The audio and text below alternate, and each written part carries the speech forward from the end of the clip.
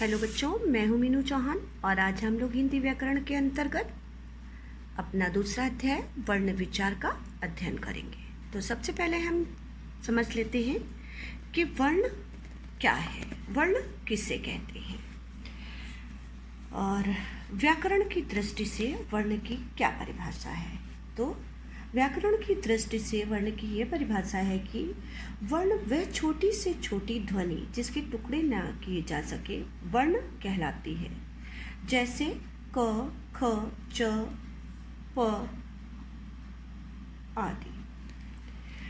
तो आपने देखा कि वर्ण क्या है। वर्ण भाषा की सबसे छोटी इकाई है जिसके खंड या टुकड़े नहीं किए जा सकते, उसे हम वर्ण कहते हैं, जैसे अ, क, ख। और हिंदी में उच्चारण की दृष्टि से वर्णों की कुल संख्या 45 है, जिसमें 35 व्यंजन हैं और 10 स्वर हैं, जबकि लेखन की दृष्टि से कुल वर्ण 52 है। अब हम सबसे पहले तो ये देखेंगे कि वर्ण के या वर्ण वह ध्वनि है जिसके टुकड़े नहीं किया जा सकते, और आगे हम ये पढ़ेंगे कि वर्णमाला में किसे कहते हैं। तो सबसे पहले हमारा है परिभाषा, वर्णों के समुदाय को वर्णमाला कहते हैं। और वर्ण के कितने भेद हैं? वर्ण के 2 भेद हैं, स्वर और व्यंजन। स्वर के कितने भेद होते हैं? 3 भेद हैं, ह्रस्व स्वर, दीर्घ स्वर, प्लुत स्वर। और व्यंजन के कितने भेद हैं? 3 हैं, अंतस्थ, स्पर्श और ऊष्म। तो सबसे पहले हम ये देखेंगे कि स्वर जो हैं, स्वर किसे कहते हैं। तो उच्चारण की दृष्टि से, व्याकरण की दृष्टि से जिन स्वरों का उच्चारण करने में वायु फेफड़ों से निकलती हुई सीधे बाहर आ जाती है, जिन्हें बोलने के लिए किसी अन्य ध्वनि का सहारा नहीं लेना पड़ता, उसे हम स्वर कहते हैं। अब है हमारे स्वर कितने होते हैं। तो स्वर हमारे होते हैं 11। अ, इ, उ, री, ए, ऐ, ओ, औ। ये हमारे स्वर हैं। और स्वर के कितने भेद होते हैं? ह्रस्व, दीर्घ और प्लुत। तो सबसे पहले हमारा ह्रस्व स्वर। ह्रस्व जिन स्वरों के बोलने में बहुत कम समय लगता है या थोड़ा समय लगता है, उन्हें हम ह्रस्व स्वर कहते हैं, जैसे अ, इ, उ, री। और दीर्घ स्वर किन्हें कहते हैं? जिन स्वरों के उच्चारण में ह्रस्व स्वर से दुगना समय लगे, उन्हें हम दीर्घ स्वर कहते हैं, जैसे अ, इ, उ, ए, ऐ, ओ, औ आदि। प्लुत स्वर किसे कहा जाता है? जिन स्वरों के उच्चारण में दीर्घ स्वरों से भी अधिक समय लगता है, उन्हें हम प्लुत स्वर कहते हैं, स्वर कहते हैं, जैसे ओम, सुनो आदि।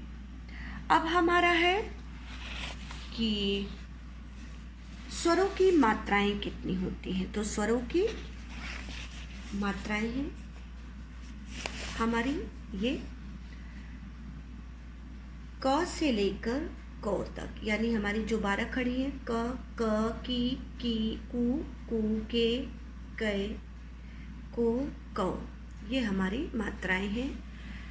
और अब है हमारा व्यंजन किसे कहते हैं। व्यंजन क्या है? तो व्यंजन की परिभाषा है जिन वर्णों के उच्चारण में वायु फेफड़ों से निकलती हुई सीधे कंठ के बाहर नहीं जाती, जिसके उच्चारण के लिए स्वरों की सहायता लेनी पड़ती है या आवश्यकता होती है, उसे हम व्यंजन कहते हैं। और व्यंजन के कितने भेद हैं? व्यंजन के भेद हैं हमारे 3, स्पर्श व्यंजन, अंतस्थ व्यंजन और ऊष्म व्यंजन। तो सबसे पहले हम पढ़ेंगे अंतस्थ व्यंजन।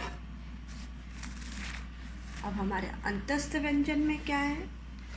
सबसे पहले है हमारा स्पर्श व्यंजन। तो स्पर्श व्यंजन, ये व्यंजन क से लेकर माँ तक होते हैं और इनकी संख्या होती है 25। और हमारे अंतस्थ व्यंजन जो होते हैं ये व्यंजन संख्या में 4 होते हैं और इनकी संख्या 25 होती है। अब है हमारी ऊष्म व्यंजन। ऊष्म व्यंजन, ये व्यंजन भी 4 होते हैं, जैसे श, श, ह। अब है हमारा संयुक्त व्यंजन। संयुक्त व्यंजन क्या है? जैसे 2 व्यंजनों से मिलकर जो नया व्यंजन बनता है उसे हम संयुक्त व्यंजन कहते हैं। ये है श्रा, छ, त्र, ज्ञ। अब इन व्यंजनों से मिलकर व्यंजन बनते हैं, जैसे श प्लस र, श्र। हमारा इनसे बनने वाला शब्द है श्रवण, शुद्ध लेख इत्यादि। इसी प्रकार हमारे द्वित्व व्यंजन है। द्वित्व व्यंजन क्या होते हैं?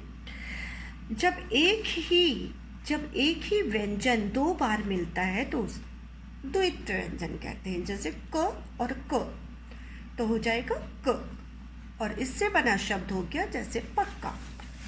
अब है हमारा वर्ण संयोजन। और वर्ण संयोजन की परिभाषा है एक वर्ण या दूसरे वर्ण के साथ जुड़ने अथवा मेल की प्रक्रिया को वर्ण संयोजन कहते हैं।